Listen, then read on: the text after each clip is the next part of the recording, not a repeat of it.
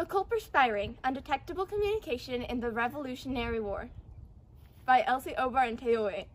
Some of the situations presented in this performance are not documented fact, but are possible conversations and actions that could have taken place. My only regret is that I have but one life to give for my country. These famous words were said by Nathan Hale. Many know his name, but few know the reason for his death. He was hanged on September 22nd, 1776 for treason against Great Britain. He was charged with spying for George Washington and the Continental Army. Nathan Hale was only 21 years old when he became America's first spy. George Washington began to realize that he would need to know everything he possibly could about the British Army, where they were, what their plans were, what their supplies were, and everything in between. However, as we know, this plan was a tragic failure.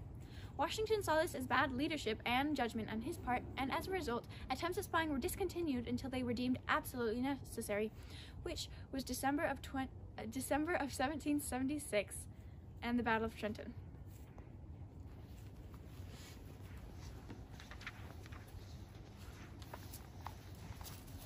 Hello, sir. What's your business here? Hunting, sir. Hunting with what? I had a gun, but I dropped it. Well then, I'm gonna have to ask you to come with me and hold out your hands. I'm just hunting, you know. I believe you, but I do not believe you're hunting animals. I think you're hunting information about our army.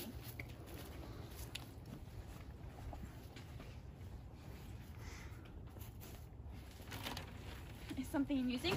He has no idea what's going on. No idea what. I'm glad you're safe, John. As am I, Mr. Washington. Mr. Washington? Why so formal, Mr. Honeyman? Are we not friends? Apologies, it's become a habit. The Hessians insist on it. Speaking of Hessians, your only job was to discover what their plans are. Well, wait out the winter, keep you starving and isolated. Oh, and celebrate Christmas with a lot of liquor on hand.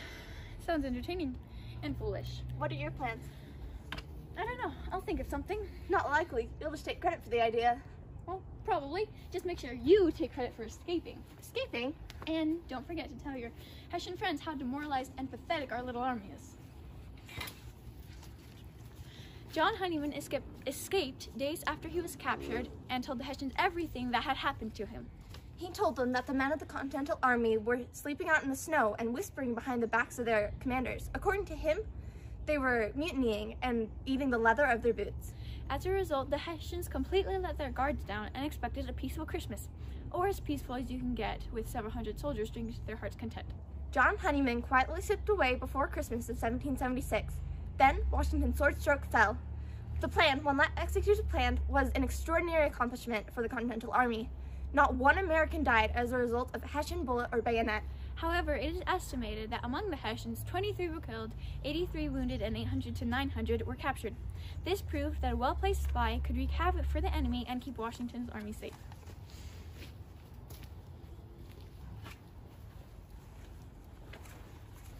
I'm telling you, John, it was an amazing success. Well, you're right. It was very astute what he was able to accomplish it, and it could be very beneficial to have a bigger spy ring. But the only problem is it could be Nathan Hale all over again, but on a bigger scale. Which is why you need to get people you can trust and who support the revolution, and people who are very loyal.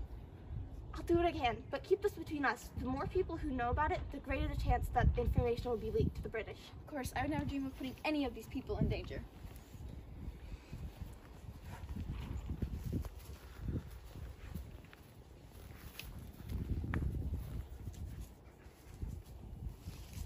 Oh, there you are.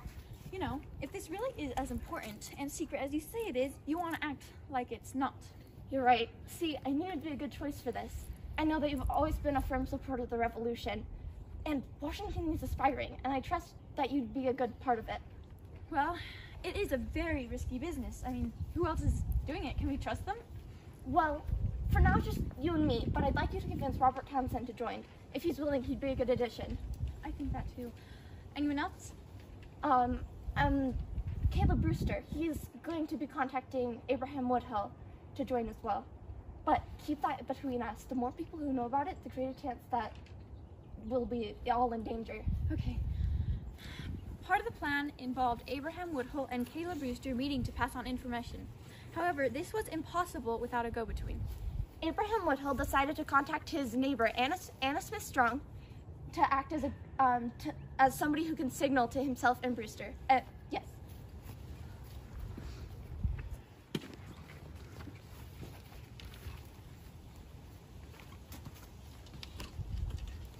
Anna, it's me, Abraham. I know it's you, Abraham. We've known each other for forever. What can I help you with? Well, to cut right to the chase, I need assistant spying for the army. Will we help you? Well, you know, I would do almost anything to help you or the revolution, but how am I supposed to do that and keep my family safe when there are British soldiers living in my house? I don't need spying assistance. I just need somebody who can signal Brewster and myself when I have information to pass on. How would I even do that? You can use your laundry line. If you hang a black petticoat, it'll mean that I have information to send, and the handkerchiefs you hang up will signal where to meet. Okay, for the revolution. In the middle of the war, the French fleet sent troops to America to assist the Continental Army. However, the British had a plot to intercept them that could have ended in chaos for the Continental Army. Luckily, the Culper spy ring was able to find this plot and communicate it back to Washington.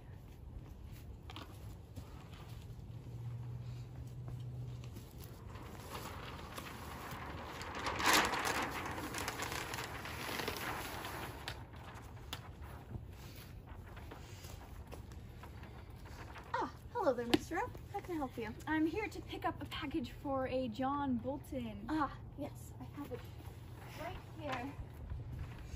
He ordered flour. Oh yes, I see. Thank you very much.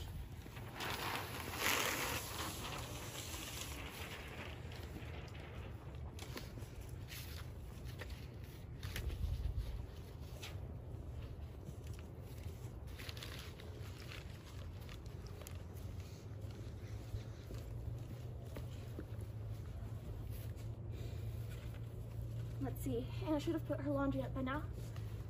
Yes. Let's see. Meeting spot 1, 2, 3, 4. All right. We should be getting there soon.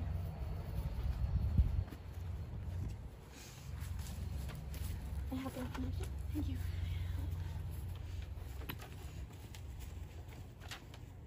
This is vital information. We have to get this to Washington right away. Talmud should be here any second. Oh, there you are. Thank you. I'll get this to Washington very soon.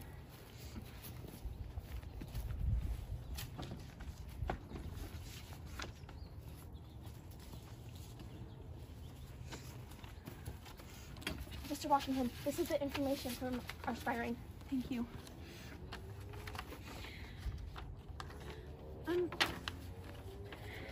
Summon a messenger.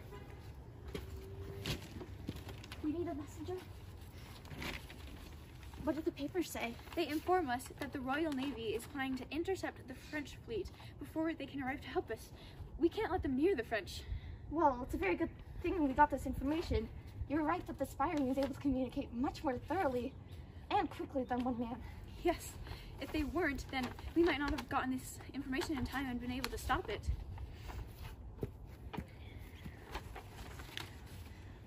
Because of how successfully the Culper spy ring is able to communicate, Washington was able to send a messenger to his commanders on the British plot. In addition, Washington was able to formulate a plan to keep the French fleet safe. This was one of several major plots that the Culper spy ring was able to communicate.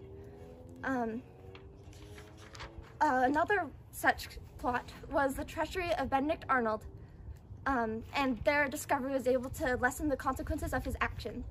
While the Culper ring did not necessarily win the war for the Continental Army, there's no doubt that they drastically changed the course of the war. They also changed how spies are seen today and how they communicate.